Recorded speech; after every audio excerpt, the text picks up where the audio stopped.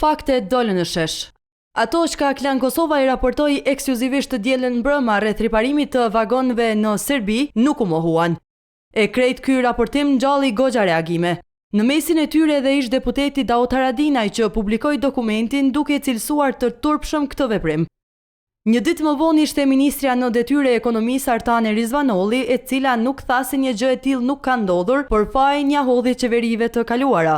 Vagonët janë dërguar për riparim në Zrenjanin në Serbi për herë të parë më 2017, sapo janë blerë në procedurë të nisur në kohë të qeverisë Mustafa e të pruruar në kohë të qeverisë Haradinaj nga ministri Palekaj.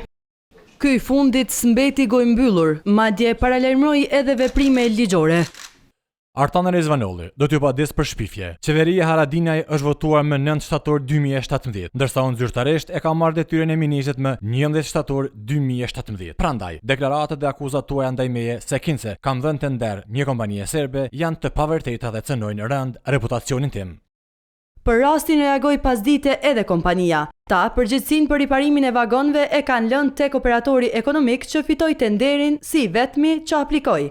Kësaj këta thonë se kanë dërguar edhe pyetje tek Profitek e edhe kanë pranuar përgjigje.